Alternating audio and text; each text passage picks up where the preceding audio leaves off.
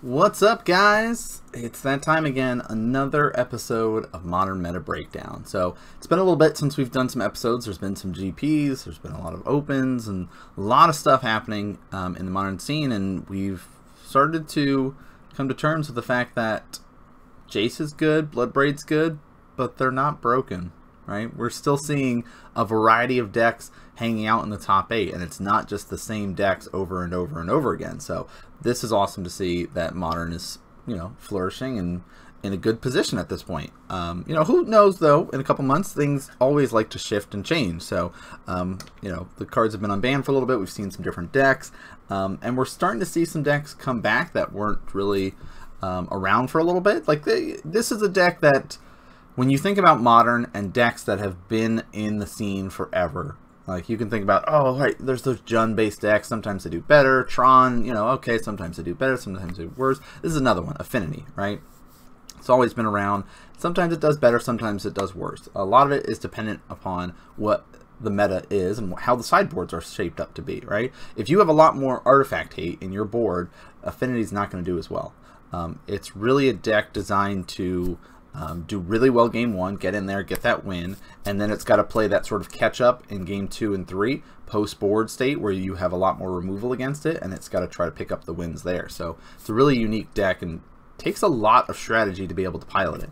So the plan for this episode of Modern Magic Mondays, Modern Meta Breakdown, oh my gosh, so many M's, is to go through, we'll talk a little bit about the deck, kind of the ins and outs, some ways to kind of target it and deal with it, why they might have certain sideboard cards in their list, things like that. So I want to talk about a list that was running around kind of middle of April before things really picked up with some new cards from Dominaria, and then we'll talk about some of the additions that people have added in sideboard wise. But here's an interesting one from the GP there that I wanted to kind of bring up. So let's hop in and we'll take a look at what these lists have to offer. All right, so this one was a 6th place finish. I'm going to talk a little bit about kind of the ins and outs of the deck real quick for those tuning in and watching, want to learn about the deck. This is a good way to be able to do that. So Affinity is a great deck because it has the ability to transition strategies throughout the game, right?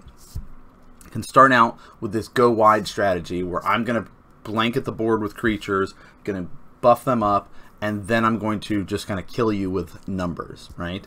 Or it can go for a pierce strategy and just have one guy and just finish you off, or just pierce through and get you, right?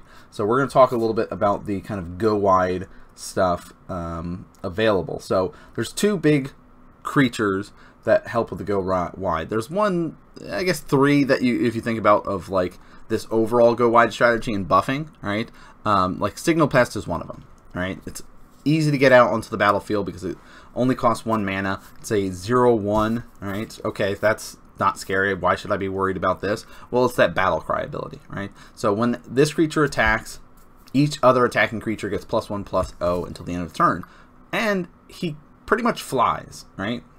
So he's got this whole thing that cannot be blocked except for by creatures with flying or reach. So it doesn't really have flying, but kind of has flying, right? So it's flying without giving it flying, I guess. I don't know. It's an interesting idea for it, just to kind of help guarantee dealing damage from other stuff. And so this works really well when you're dropping down like your Ornithopters, right? This 0 mana O2 flyer, right? You've got Signal Pest, now you're starting to swing in for more damage. So you can easily have dropped down a couple of cards, a couple Ornithopters, a couple Memnites in the first turn and have a Signal Pest with it, and then the following turn you're swinging in for 3-4 damage. Right, so already out the gate going quick. We've got 2 other ones to talk about here that are that kind of go wide. Consistently, we're seeing across the board Steel Overseer. It's a super powerful one. There's 3 currently in this 6th place list. That's that activated ability. Put a +1 counter on each artifact creature you control. Every creature in this list is artifact. Easy to get this thing online, get it going, pumping up your team, right? It's basically a lightning rod for removal, okay? So you play this guy and people are going to do their best to get rid of it. They're going to just start targeting it, get it off the battlefield, because they know how insane the board state can get, and that clock just speeds up so much when you get a Steel Overseer online. So a lot of people just start flinging their spells at it to kill it off. The other go wide strat, not that one, this one, Master of Ethereum. So Master of Ethereum, 3 mana, the only kind of blue creature running around in the deck. For the most part. Some lists are trying out a new creature. We're going to talk about that for this particular list. But for the most part, when you see a lot of stock lists for Affinity, it's usually just kind of the Master of Ethereum. Some adjust their numbers, some run more than one, but usually it's at least one sitting in the list, right? It's just that additional go wide strategy. So cost 3 mana, where his power and toughness are equal to the number of artifacts you control. So when you have other things like your Mox Opals, your Springleaf Drums, things like that to also buff it up, even Darksteel Citadel is an artifact, right? So he can get pretty big pretty quickly on his own, but other artifact creatures you control get +1/+1, so he buffs the team again. So he's a nice kind of push for damage guy. Another one that does often draw removal spells towards him, right? Because he can get really big on his own, so he can go for that pure style with him. He also just makes that go wide strategy work well, so he kind of hangs out in that regard. So we've got our go wide strategies, and then we have like 2 creatures that really push for this pure style. Now, before we get to those enablers of the pure strategy, do want to talk about some of the other creatures. Like we talked about Memnite, right? 0 mana for 1/1 seems pretty good. Only 2 in this list. He's all right, right? You don't need that many. It's not that great, right? Ornithopter, 0/2 for 0. The benefit to running more Ornithopters than Memnite is the fact that it flies, right? So when you are buffing it with Master, with Steel Overseer, with Signal Pest, you can be able to evade over top of, fly over top of everything and just get that damage in. The other one is this Vault Scourge. Oftentimes people will try to use him to go for that pure strategy and buff him up somehow because the lifelink is important, right? He is pretty much a 1 mana cost creature because of that Phyrexian, right? So I don't think you really ever see people pay the black mana for it. You know, it does happen from time to time depending on life totals and crazy things like that, but for the most part, you're going to sit here and just pay the 2 life. It's 1/1 lifelink, does have flying, so if you're able to go wide with it, hey, you're gaining some life back, kind of mitigate things out. It really is the linchpin to help you against burn, right? That lifelink is very important. So let's talk a little bit about how you're going to be piercing them. So I already did a quick glimpse. We saw it at the beginning. We also saw me clicking at it earlier. But Arcbound Ravager is one of those shenanigan creatures that can cause some issues when you're going to try to kill something. They say, well, I'll just sack it to Arcbound Ravager, make Arcbound bigger, and then eventually I can sack Arcbound to another creature and just kill you. So it costs 2 mana for a 0/0, and you sack an artifact and you put a +1/+1 counter on Arcbound Ravager.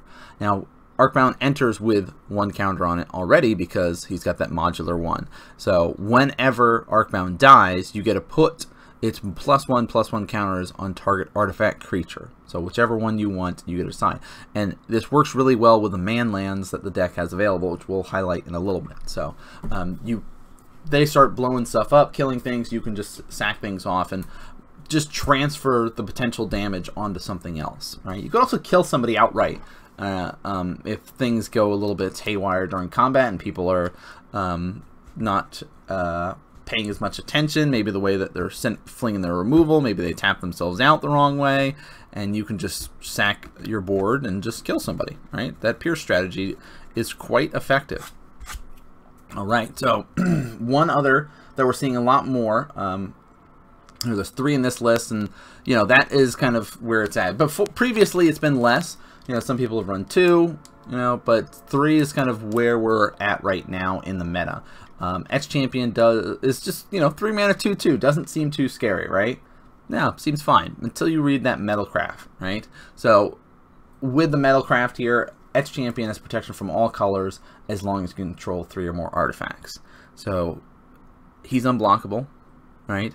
Cannot be targeted by any of your colored spells. So better hope that you're running Eldrazi or Affinity against this X-Champion, and otherwise you're going to be taking guaranteed 2 damage. Now, if there's an Arcbound Ravager, if there's a Master, if there's a Steel Overseer, you're going to be taking even more damage. Plus, we've got that major Pierce artifact sitting under that Spells tab over there on the right-hand side, which is this Cranial Plating here. So equipped creature gets +1/+0 for each artifact you control. Remember we talked about all those 0 cost you're dropping down, Memnites, Ornithopters, even the Signal Pest that costs 1. It's easy to get this up really big, right? Because you've got Springleaf Drums for mana, you've got your Mox Opals for mana, Welding Jars like that protection. This is one of those flex spots you don't have to run 2. A lot of people like it. Some people do 1 in their main board. They have extras in the sideboard, but it's really good because you get to sack it and regenerate your targeted artifact, right? So if they're targeting your Steel Overseer, just say, nah, that's right. I'll save that. Thanks, though. And then we've got that burst damage available with the Galvanic Blast, right? So, oh, it's 1 red, deal 2 damage to target creature or player, unless you have that Metalcraft, right? So if you have those 3 or more artifacts, you can deal 4 damage to target creature or player. And it's just that perfect amount to just finish somebody off, right? So that's kind of how we can go for the Pierce, right? We can rely on Cranial Plating, we can rely on our Arcbound, our Etch Champion, the Vault Scourges, and then the Galv Blast to kind of finish somebody off. So that works out really nicely. Now, this list in particular was playing a very interesting card main board that we're going to talk about that we've seen float around in like Lantern Control, stuff like that, but it's the Glint Nest Crane, right? So this is just a 1/3 flyer for 2 mana, colorless and a blue. But the main reason people run it is because of that ability to start to come back, right? Ability to find what we might need, right? So when Glint Nest Crane enters the battlefield, look at the top 4 cards of your library. You can reveal an artifact card from among them and put it into your hand. Put the rest in the bottom of your library in any order. So hey, let's just cycle through those lands I don't need, right? Let's cycle through all this stuff till I can get a threat out. Alright, so there's our reason why they might run that. Now, talking about the lands real quick. Darksteel, hey, it's an indestructible land, so they can't Ghost Quarter, it can't get rid of your mana that way. Plus, it's an artifact land, so it kind of works towards those metal crafts that we need to turn on, right? Single islands in here. Sometimes you'll see people run like a single mountain depending on how their board's set up, but island, again, is like the stock list style. Is you need that for Master of Ethereum, especially with this list that's running the Glint Nest Crane. Having that island makes sense, right?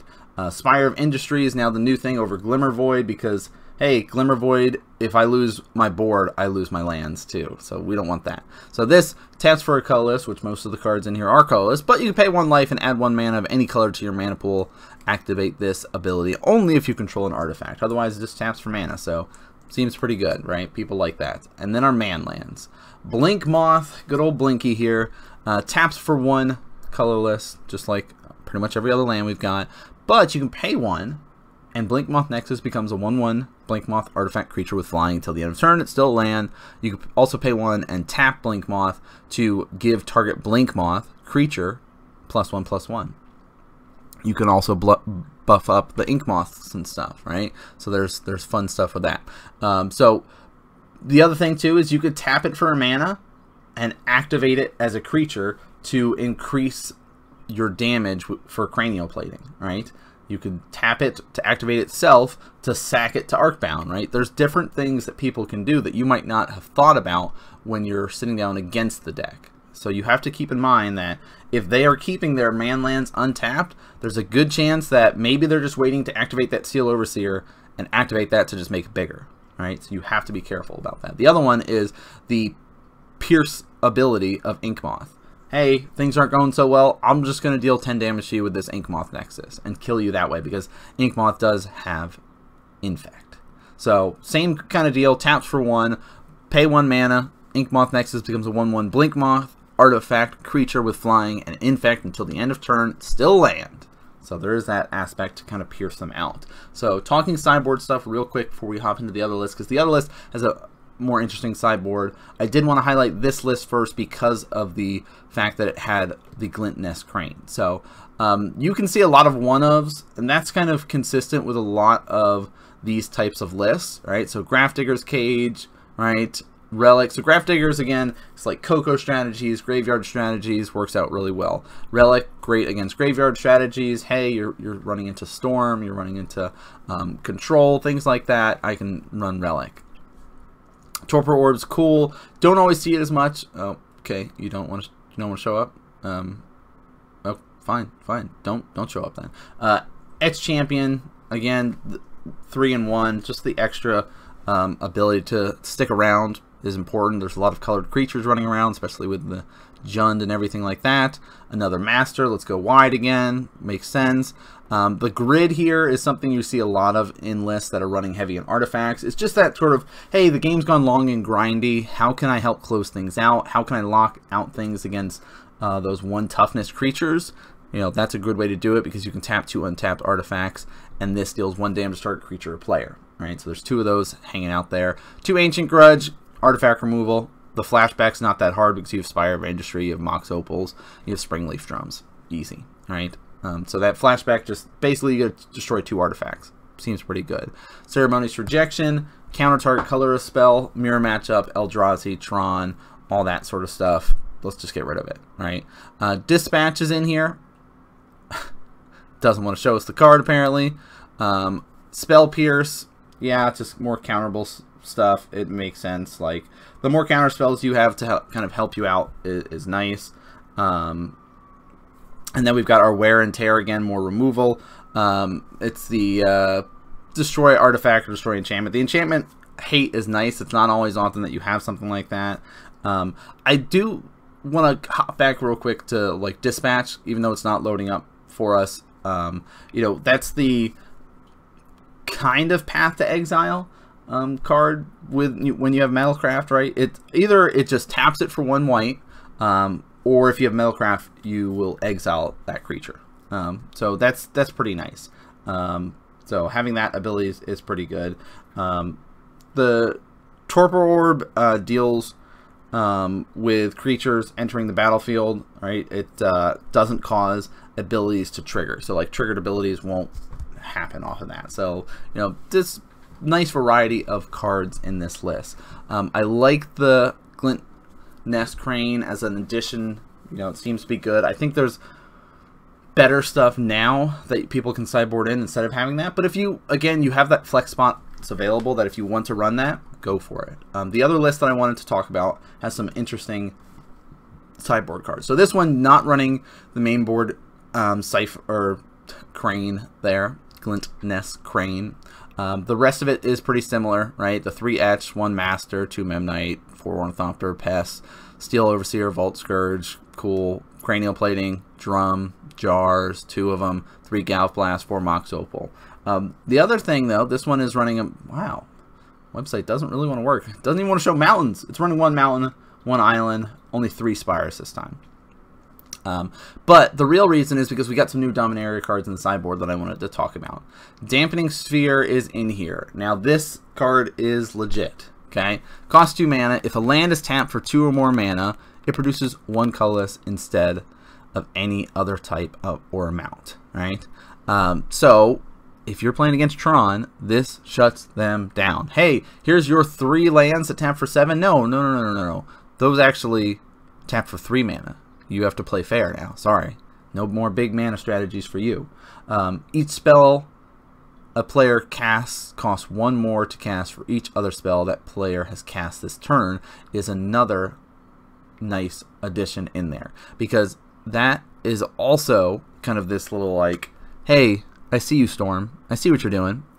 You're not going to keep casting a bunch of spells in 1 turn. Sorry. So it's like, hates Tron, hates Storm. Really, really good card to be able to run. So I love having 2 of those, and I recommend picking those up if you have not yet. Again, Relic makes sense. Oh, now Torpor Orb shows up there. Cool. We get it, right? Creatures entering the battlefield don't cause abilities to trigger. Sweet. S Champion, Master, cool. Aether Grid, makes sense. Ancient Grudge, Spell Pierce, Wear and Tear. This is the one we want to talk about. Antiquities War, right? It's one of those sagas, so it costs 4 mana. A little bit on the expensive side, but a 1-of for 4 mana is not that bad. It's really that comeback strategy. Hey, the game's gone on long and grindy. You killed a lot of my stuff. I just have a couple of man lands left. I haven't really been able to finish you off. But hey, 4 mana, I'm gonna be able to play this Saga, and I gotta, when it enters and at the beginning of your main phase, or after your draw, essentially, you get to put a lore counter on. After 3, you sack it, right? So the first time you play it, following turn after that, the first 2 abilities will go off, where you look at the top 5 cards of your library, you can reveal an artifact card from among them and put it into your hand. Put the rest on the bottom of your library in a random order. So just like Arcane, but it's got more staying powers than just a one-time, right? You guarantee you got to do that twice. And then, after that, on the 3rd turn, artifacts you control become artifact creatures with base power and toughness 5/5 until the end of turn. So if you have not finished them off by the 3rd turn, hey, now all those lands that you could potentially have, those are all going to become a bunch of 5/5s, right? Those Springleaf Drones that have just been sitting around doing nothing, those are 5/5. So now you can go wide again and try to finish somebody off. This card is here to stay sideboard-wise for Affinity. It's a great card. You're going to be seeing it. I don't think you need to run more than 1 in the sideboard. Some people might run 2, but again, 4 mana is a commitment. It's like a comeback at the end of the game kind of thing, right? To say I'm getting back into it. And I should have won. I haven't yet. Let's try to come back, right? That's the strategy for it. So, one other thing. There's another list running around. If you guys watched the Pro Tour a while ago, you have seen people add in these 2 particular cards as well in the sideboard. One of them I'm a big fan of, which is Bitter Blossom. The other one is Hazoret. These additions are really cool, right? I like these additions that people are trying. I like that flexibility that the sideboards entail. So keep your eye out if you're seeing players that are running mountains in their lists. For Affinity, there's a chance that they are running stuff like Hazoret in their board. But if you're playing Tron and stuff like that, you have to be aware that these dampening spheres are running around. If you're playing Storm, be aware these dampening spheres are running around, okay? Other thing, Antiques War, it's an enchantment, so you can destroy it that way. Otherwise, you just have to wait 3 turns for it to go off, and you better have killed them by then. So that's kind of our breakdown of Affinity. So I hope you guys have been liking the discussion about the list. Really, we've talked about ways to beat the list before. If you're running artifact stuff like Ancient Grudges, Kolgan's Commands, things like that are really nice.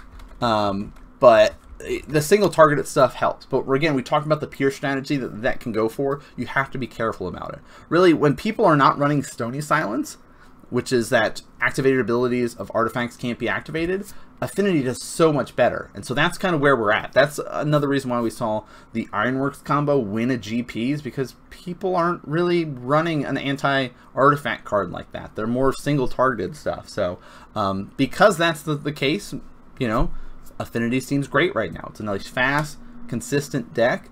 And again, it does better when there's less hate for it, and right now there just happens to be less hate, and part of that is because the meta is so wide open, we have such a variety of decks, it's hard to say, I need to consistently have 2 to 3 stuff on my board for artifacts, and a lot of people can say, okay, I can have 1 to 2, right, because I need these to deal with every other thing, and you can go to a tournament and show up, and there's going to have 8 rounds and play a different deck almost every 8 rounds, right? There's so many different decks in Modern right now. So that's kind of the breakdown for Affinity. I hope you guys liked it. A little bit quicker about ways to hate it out, because it's artifacts. Everyone knows how to get rid of artifacts for the most part. It's a tough deck to play against. There is a lot of math you'll see a lot of players do when they're sitting here and counting up, okay, if I buff this up, cool, that gives everybody this much, can I kill him this turn? And as you play it a little bit more, you'll start to figure out the quicker lines to be able to do that and smooth line your play a little bit. So really cool and tough deck. Mirror matchups, really difficult to play, so just be aware of that if you do end up going for that route. But that's going to do it for this episode. If you like the content, please hit the follow, subscribe. I am starting to do some more streaming over on my Twitch channel. We've also got Modern content over on Twitch at Modern Magic Mondays. every Monday, 6:30 p.m. Eastern for you guys to be able to watch. But my channel is going to be streaming up Hearthstone, StarCraft, just all kinds of different content. Been playing other games as well, like Sea of Thieves, and just, you know, having fun playing games when I can. So hit the follows, hit the subscribes. Hopefully I'll be seeing some of you guys coming up at regionals, which is coming up soon. So, you know, let me know what kind of decks you guys are opting to play for regionals. But that's going to do it for us here today, guys. Thanks so much for tuning in, and I'll see you guys next game.